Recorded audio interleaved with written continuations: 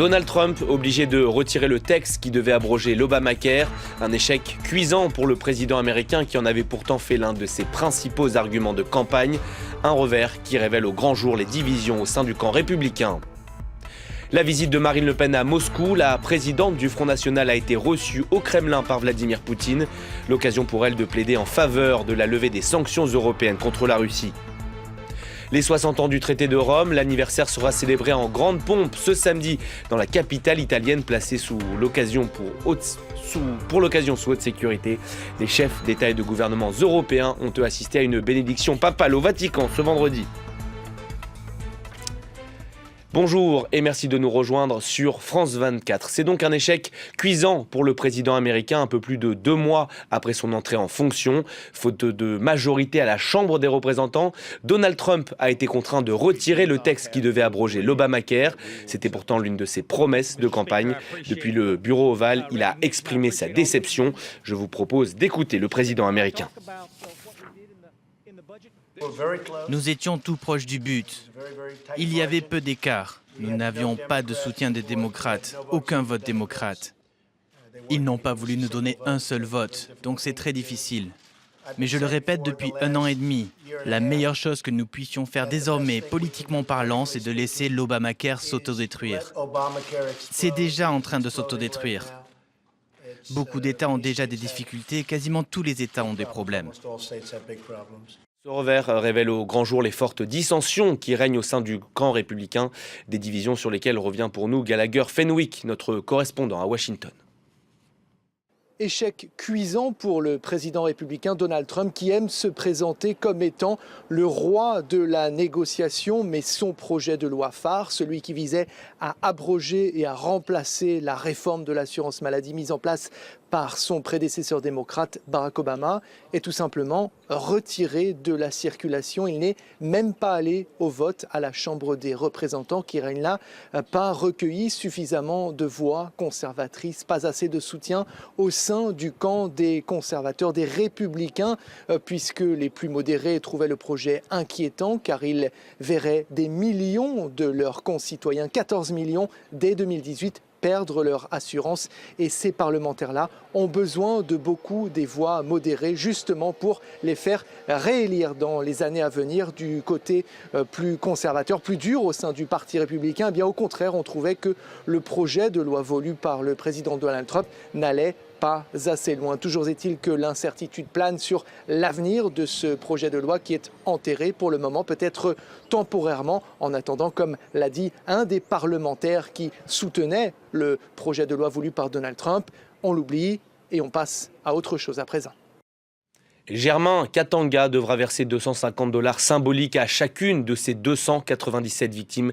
Décision de la Cour pénale internationale, la CPI. Cet ancien chef de milice congolais avait été condamné en 2014 pour complicité de crimes de guerre et de crimes contre l'humanité. Natacha Milray. C'est la première fois que la Cour pénale internationale dédommage des victimes de crimes de guerre. Les juges ont ordonné le versement de $250 à chacune des 297 victimes de Germain Katanga, ancien chef de milice congolais. La Chambre souligne le fait que ce montant symbolique ne vise pas à indemniser les préjudices dans leur intégralité. Cependant, la Chambre estime que ce montant permet de soulager les préjudices subis par les victimes d'une manière significative. En plus de dédommagements individuels, des actions collectives ciblées ont été exigées. Aide au logement, soutien psychologique ou aide à l'éducation. Au total, l'ancien chef de guerre sera tenu de verser $1 million au titre de préjudice physique, matériel et psychologique. C'est bien en deçà de l'estimation faite par les avocats des victimes. En 2014, Germain Katanga a été reconnu coupable par la Cour pénale internationale de crimes de guerre lors de l'attaque du village de Bogoro, au nord-est de la RDC. Attaque qui avait coûté la vie à près de 200 personnes en février 2003. L'ancien chef de guerre purge actuellement sa peine à Kinshasa.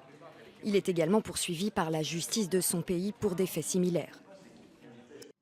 On en vient à cette offensive de grande ampleur des rebelles syriens près de Hama. Selon l'Observatoire syrien des droits de l'homme, ils auraient repris depuis mardi 11 localités dans cette région de l'ouest du pays. Face à eux, les forces gouvernementales syriennes, toujours appuyées dans le ciel par l'aviation russe. Direction à présent la Tchétchénie où le groupe État islamique a revendiqué une attaque contre une base militaire russe. Le dernier bilan fait état de 6 morts parmi les forces de sécurité russes. Le président tchétchène Ramzan Kadyrov a promis, je cite, une lutte féroce contre les djihadistes. À 29 jours du premier tour de l'élection présidentielle ici en France, Marine Le Pen continue de forger sa stature internationale. Elle était ce vendredi à Moscou où elle a rencontré le président russe Vladimir Poutine. Si elle est élue la présidente du Front National l'a dit, elle demandera la levée des sanctions européennes contre la Russie. David Gilbert. Un petit salon modeste du Kremlin qui sert à des rencontres informelles. Mais les caméras sont bien là pour immortaliser l'instant. Marine Le Pen a enfin obtenu la rencontre censée lui octroyer sa stature internationale et elle a du mal à cacher son émotion. Merci Monsieur le Président de m'avoir accordé cette entrevue. Vous le savez, je plaide depuis longtemps pour que la France et la Russie reprennent des relations. Une candidate à l'élection présidentielle qui s'engage à œuvrer pour une levée des sanctions européennes contre Moscou.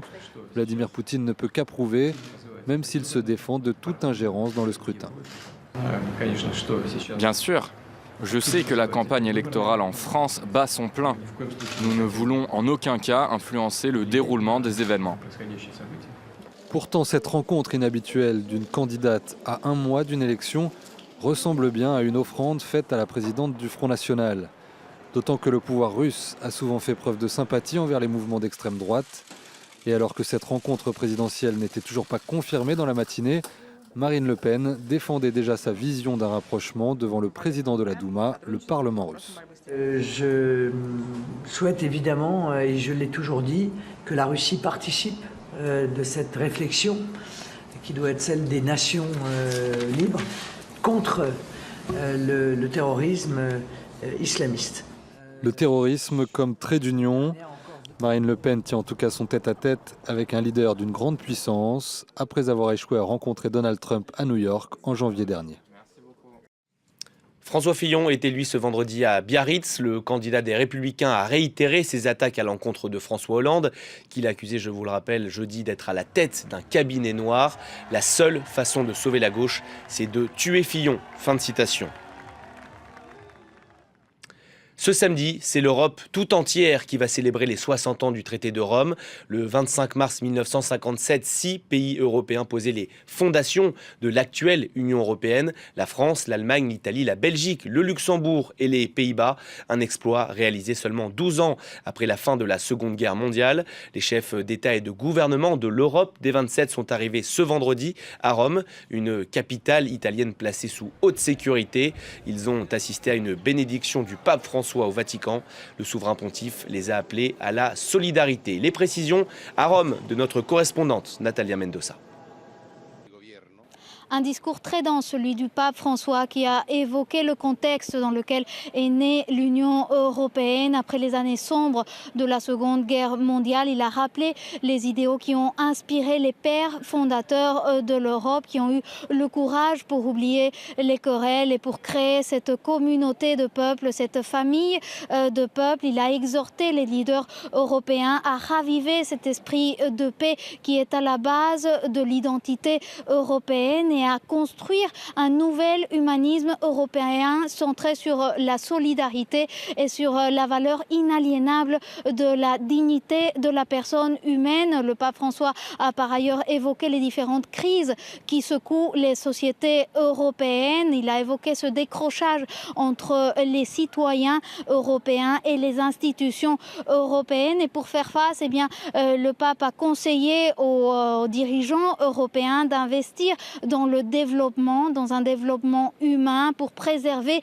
la dignité des citoyens par le travail, par les conditions de vie, par l'accès aux soins. Il a par ailleurs évoqué cette crise migratoire qui secoue l'Union européenne. Pour le pape, l'Europe ne peut pas se permettre de gérer cette crise comme si c'était purement un problème économique ou de sécurité. Il a invité les dirigeants européens à ne pas oublier l'âme de l'Europe, la richesse richesse de l'Europe, a dit le souverain pontife, a toujours été son ouverture, son identité a toujours été multiculturelle, a dit le pape, qui a mis en garde les dirigeants européens contre la tentation de l'égoïsme, de l'isolationnisme et du repli, des paroles qui ont certainement retenti de façon particulière dans cette salle dans laquelle se trouvaient des dirigeants de pays comme la Pologne, la Hongrie, la République tchèque, des pays qui rechignent à appliquer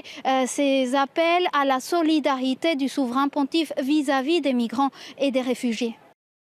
Pour la deuxième fois en moins de 3 mois, Thomas Pesquet est sorti dans l'espace. Le Français a effectué une mission d'un peu plus de 6 heures en compagnie de l'Américain Shane Kimbrough. Des travaux sur la station internationale qui ont pour objectif d'accueillir dès l'année prochaine des vols commerciaux. Et c'est la fin de cette édition. Merci à tous de l'avoir suivi. Vous retrouvez tout de suite Une semaine dans le monde, animé par Raphaël Kahn. À tout à l'heure.